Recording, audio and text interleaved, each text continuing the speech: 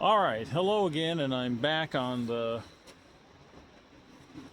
Clackamas River fishing again. This seems to be, at least for this spot, the best video picture for this spot. The summer's just beginning, or the spring, so I'll be going to a lot of different spots, so I try not to get people bored with the background. You're stuck with my face and my voice, so unfortunately.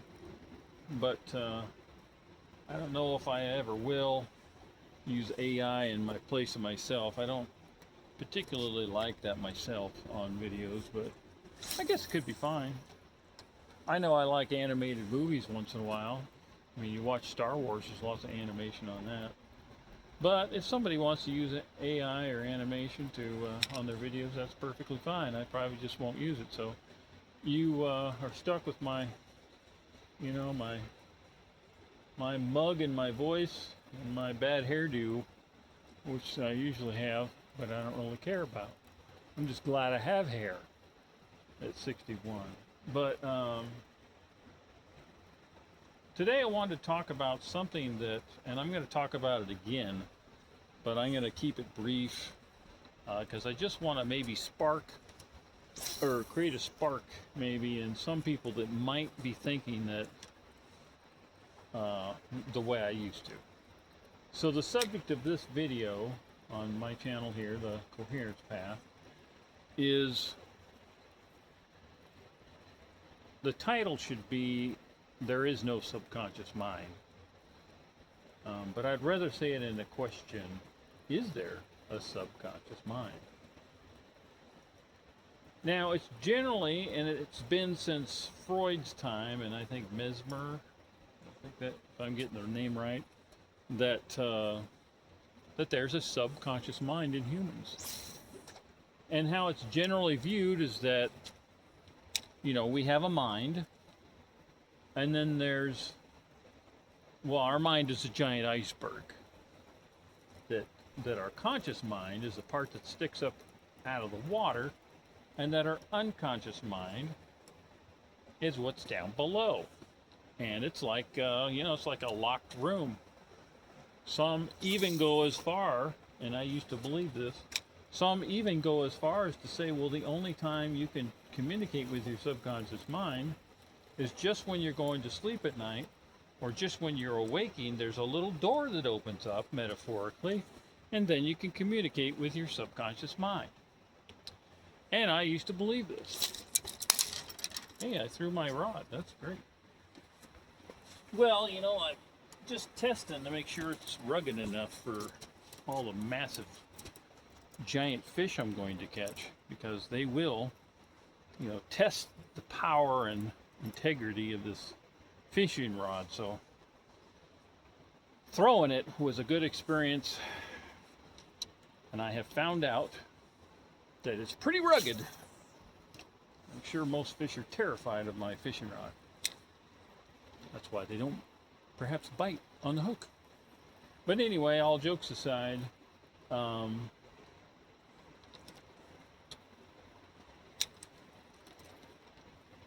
the idea that we have a subconscious mind that's, hidden somehow from our conscious mind does two things.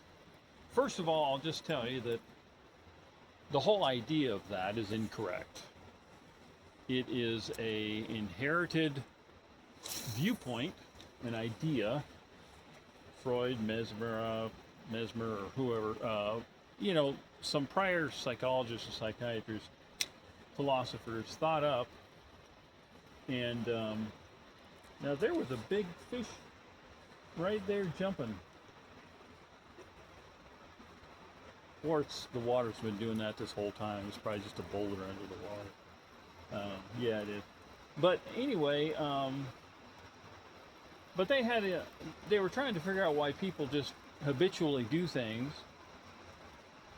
Because, a person, they go out and rob banks, and they'll just keep doing it. And then they get caught, and they'll say, well, I just couldn't help myself. And the person could relate, because they're like, well, yeah, I've been trying to stop eating pie, but I just keep eating pie. Couldn't help myself. And that's something I can attest to. I love pie. It's pretty hard to stop eating pie. I don't even buy them anymore because if I buy one, I'll just eat the whole pie. Which I think is okay. I think it's good to test the entire pie at one time to make sure it's all good, or at least within 24 hours. I'm sure the cooks would appreciate that. Now I lost my worm. Now I hope it went to a good cause. I hope there's a nice big fish down there enjoying it. That's a pretty tasty snack. And I hope the worm has gone on to another life. But however, there is no subconscious mind. There's no locked away part of ourselves that we can't access, or that we have to program, or that we're only going to have access to some of the time. Now, so one of the things that this belief system introduces is the thought that, well, there's something out of my control within my own mind, and so therefore I am not responsible. Now, a lot of people don't say it that way, but that's inherent in the concept. If you have the belief that there's a subconscious mind that you cannot access, that is full of programs that are just running your life, then that means you don't have control, and you are compelled to just do whatever those programs make you do. And you hear this. Somebody says, well, I know I was supposed to throw. Hey, I just wrapped it around the phone. Hey, you got a different view. A baseball pitcher might tell his coach, I know, coach, you wanted me to throw the knuckleball, but I've just been throwing the curveball so long, it's just natural for me, and my subconscious just took over, and that's why I didn't throw the knuckleball. Well, is that really true? Because if it's true, then he had no control of his own mind, and his subconscious just threw the ball because that's the first pitch he ever learned. That's his favorite pitch to throw, and he had no control. Just like the thief, well, he didn't have any control. He went and robbed those people's home because that's what he's done his whole life, and he didn't have control of himself. But yet, if we have somebody who does a crime like that, or even worse, we know that if that person goes to court, they're going to get punished. They're going to get, well, you're guilty of, home invasion or whatever the heck it is. We don't care whether you say your subconscious mind made you do it. You're still responsible. And, if you have an in-depth conversation with any person who's done something that they wish they would have done different, whether it's the pitcher or the bank robber, they'll admit, if they're finally honest, in that moment, I know I could have thrown the knuckleball, but it just felt right to throw the curveball. I just wanted to throw the curveball. And so he didn't throw the curveball. And the bank robber was like, yeah, I knew it wasn't right to go in there and rob the bank, but I did it so many times. It's so easy. It's such an easy, fun way to make a living. You just walk in and take the money and leave. I never, maybe they never hurt anybody or anything physically. But in the end, if they're truly honest, consciously, they'll admit, yeah, I knew what I was doing. And so the idea of having a subconscious mind that controls your life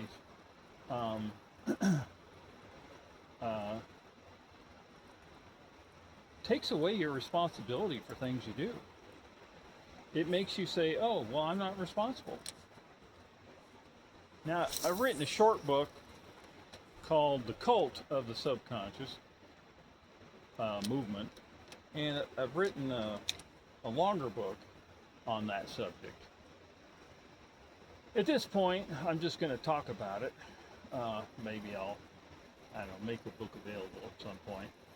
But I'm just asking anyone to think about the whole concept and maybe reconsider that it's not true.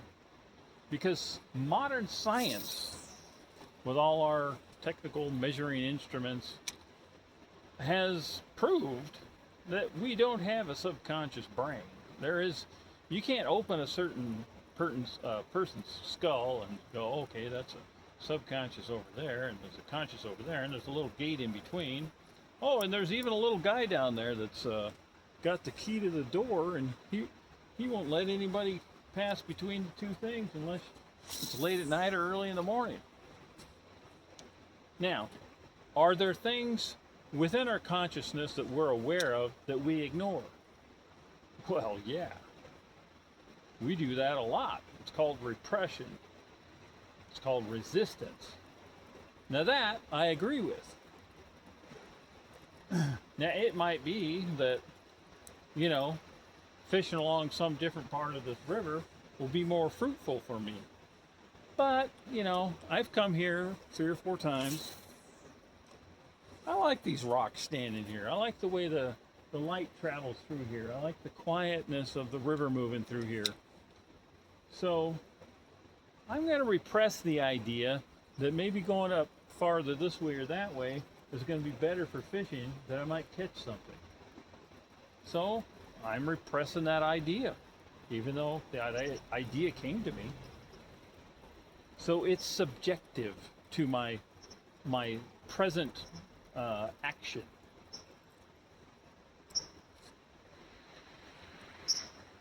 There goes that cute little bird again. But so there's no subconscious mind that's prohibiting me from doing anything. Now the 2 little birds are over there playing on a rock.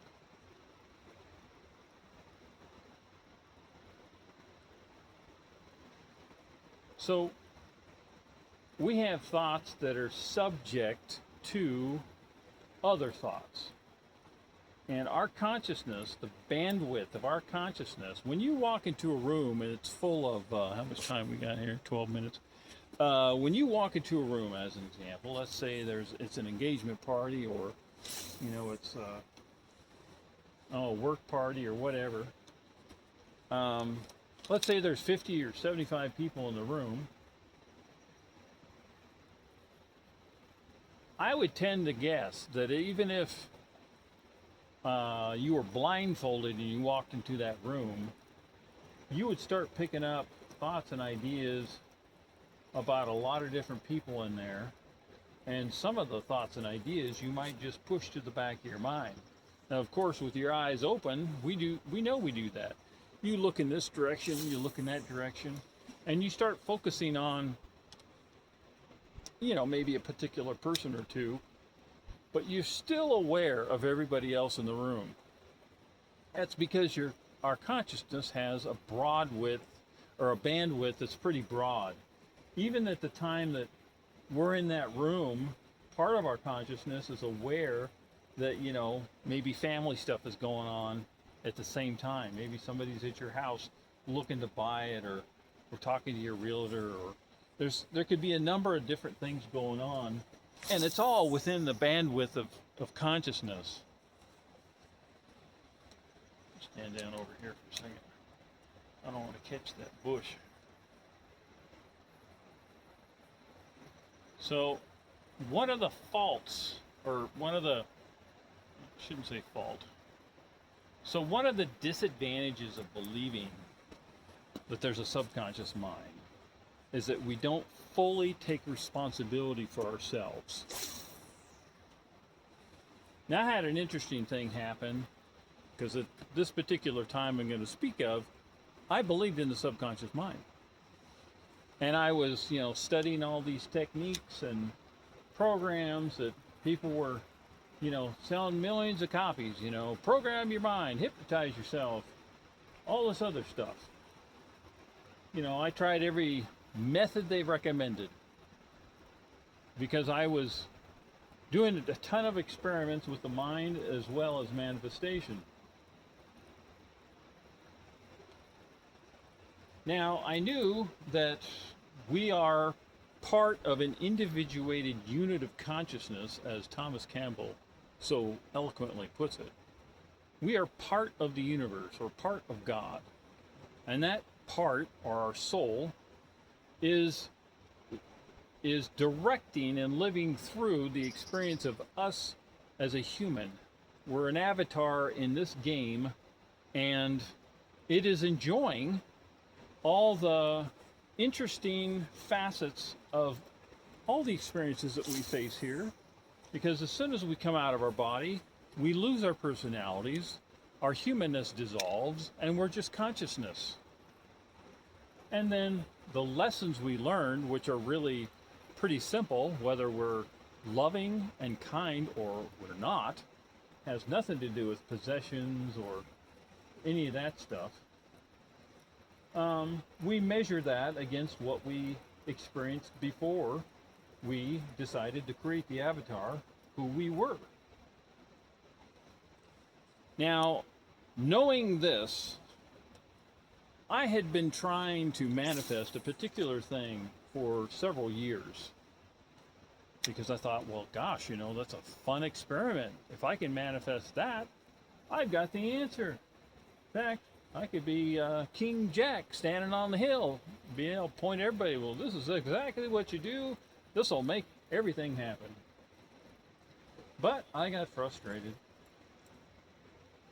Now, I'm a person who has a lot of tenacity when it comes to things like this, because I would sit and meditate 3 times a day for an hour each time. I would watch my diet. I did all kinds of experiments. I ate raw food and did a bunch of meditation and experiments, and then I just said, oh, I'll just eat everything, meat, whatever, and get fat, I don't care. And I'll just see how it affects my vibration. It's another topic for discussion. And the subconscious mind. And anyway, through all these different experiments, there was one point, because I hadn't been able to manifest this particular thing, I got really agitated. And before I went to bed at night, I knew that that was a receptive time to be creative, not because the subconscious mind was listening and there was a door that was going to suddenly open. No, I knew that because I wasn't working, I wasn't doing dishes, I wasn't talking to somebody, I wasn't watching TV, that my consciousness was experiencing a more broad version of itself. So it's more receptive to its own intentions. So I decided to infuse a question with emotion, to charge it with energy. And as I was going to sleep, I asked my higher consciousness, my soul, what can I do? I threw my pole again. This time I got myself. Look, I caught the biggest fish on the river myself. So I asked my consciousness what I could do to help make this manifestation happen. What can I do? I'll do anything. Just tell me. If I'm screwing up, if I got this or that has to be, oops, I broke a hook. That's one to the fish's advantage. There, got that out of my coat. So I asked my soul, or consciousness, my receptive, broader band consciousness that could easily be there as long as I just paid attention and let go. I asked it, what can I do to help this manifestation happen? Because it just is not happening and I'm frustrated. I sounded kind of probably like Jerry Seinfeld, he's like, what's happening? That's kind of what I was experiencing. I'm putting some power bait on here, because if the fish take it and they eat it, they'll become more powerful. So that's why the fish like to eat it, because they like becoming more powerful fish. But anyway, put the sinker up. Now we're back with the program here. At least I think we are. I guess it's twined around the end there. It's not good for fishing.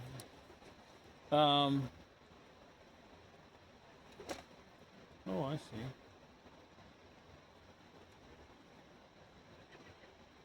And you know, not sure how. Oh, there we go. So I said in my mind, and I think I even said it out loud. I said, "What can I possibly do to help me manifest this thing? Because I'm so tired of trying to manifest it." So the next morning, this is interesting. Now you think if we had a subconscious mind, all you had to do is program it. You'd think of, 10 or more years of meditating 3 times a day and focusing on positive things, always thinking of, loving, kind things, and that, all the positive things possible, whatever you can imagine. I was doing that. Are there and happening right now, just as Neville Goddard and all the rest of them will tell you, Joseph Murphy and all that stuff. But what I noticed is that certain things would manifest and certain things wouldn't. And the justification for them manifesting was kind of interesting. I had things manifest that I barely even thought about. I mean, I was walked through my living room, as I shared on another video, and I said, oh, maybe somebody will give me a free car. And I just got my first bite from a fish. That was definitely a bite from a fish. So maybe the power bait is a good idea. So, yeah. So anyway, even though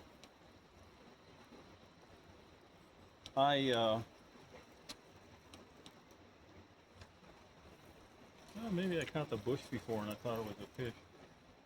No, it wasn't. It was in the water. I think it was a fish. But anyway, it doesn't matter. So I asked this question, what can I do to possibly help this manifest? I was very frustrated. So the next morning when I woke up, okay, when you wake up in the morning, you open your eyes, and what do you see? You see the interior of your bedroom or wherever you're sleeping. That's normal, right? When I opened my eyes, what I saw was a bunch of flashcards. Like somebody was moving thousands and thousands and thousands of images past my eyes in a millisecond. It was just massive information. Masses of information. But my eyes were completely open. I couldn't even see the inside of where I was sleeping. All I saw was these images right in my face, flashing, flashing, flashing, flashing. Then when I closed my eyes, I saw the inside of where I was sleeping. The bed, the ceiling, the walls. When my eyes were closed. And it freaked me out. I can't even tell you how much it freaked me out. So I opened my eyes again. All I saw was these flashes of images. And then I closed my eyes. Like, that freaked me out because I couldn't see anything. All I saw were these images when I opened my eyes. So I closed my eyes again. I freaked out. And then I saw the inside of my room where I was sleeping. And I was like, within those couple seconds, one real crucial thing I asked myself, did I just screw up somehow my brain, and now for the rest of my life I have to walk around with my eyes closed to see the world? It freaked me out. So I just shouted, make it stop now. It immediately stopped. Everything went black. Why? Because my eyes were closed. So I no longer saw the inside of my room where I was sleeping. I saw darkness because that's what you normally see when your eyes are closed. Now I just saw a fish. So this is a good sign. I just saw a fish swim right there. So there's fish out here. Oh, well, I just cast to the rock. Hey, rock, what's going on over there? What's up? Hey, just saying hi, dude. You can't leave the rocks out when you're fishing, if you're always throwing into the water. You gotta throw the rocks once in a while so they feel like they're part of the whole, situation. But anyway, so that freaked me out. I open my eyes and all I see is a bunch of flashes of images, like somebody's just like shuffling cards in front of my eyes, but each card has an image. And it was just densely packed information. And so after it happened, when I said make it stop and it stopped, I asked myself the question, what does this mean? And the answer came to me was, well, you asked if there was anything you could do, and what I'm telling you is you could just leave me alone and stop asking questions like that, because I got it covered. I got enough stuff going on. I'm tracking all kinds of information, and I don't really need you butting in and wanting the answer, because right now it's not what I'm willing to give. That was pretty much what my soul told me. You're the avatar, you're living a human life, you know, you're really wanting this thing to happen, but whether it happens or not, you know, is to be determined. But your life needs to move beyond it and stop at least bugging me about it, because, you know, it's not my concern. I've got other things going on. So that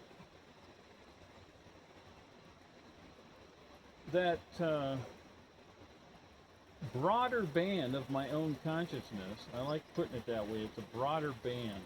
Our soul is like a broader band of our human awareness. Our human awareness is tapped into all our senses. What we see, we smell, we taste, we touch, we hear.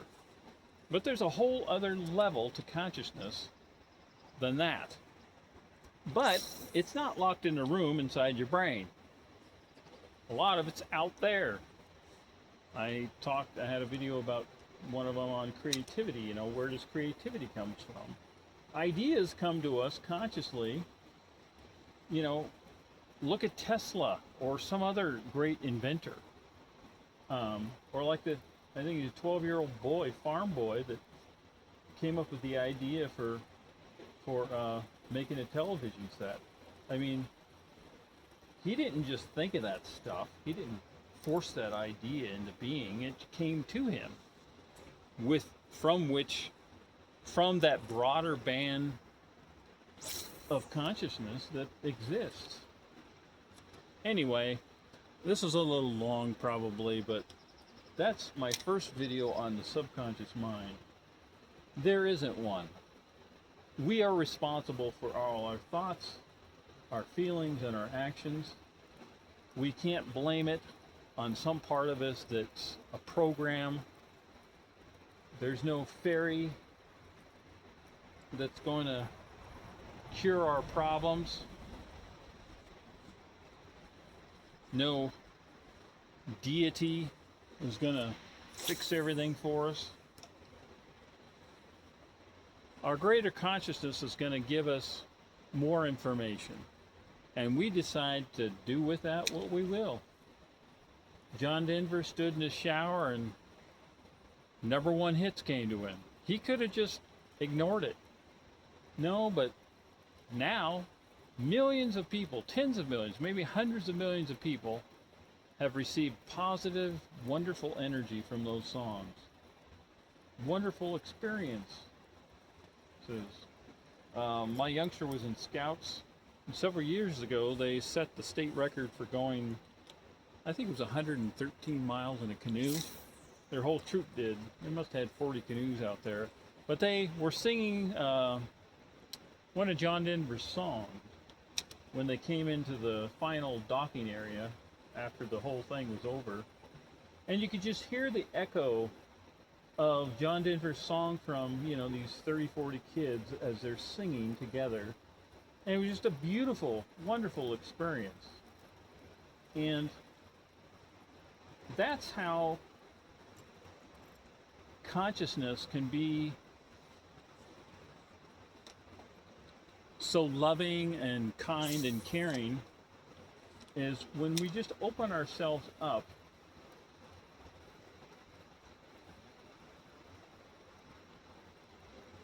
to that broader scope of who we really are, first thing that happens is if we're really reading ourselves subtly, what's going on within us, we become more responsible for our own thoughts and actions because we realized, oh, I actually made that choice. I knew I shouldn't have, but I actually made that choice. Maybe I'll do something different. Or maybe it was a good choice and I'll do it again. But we're taking responsibility for it. And the second thing is, well, maybe I don't know what to do.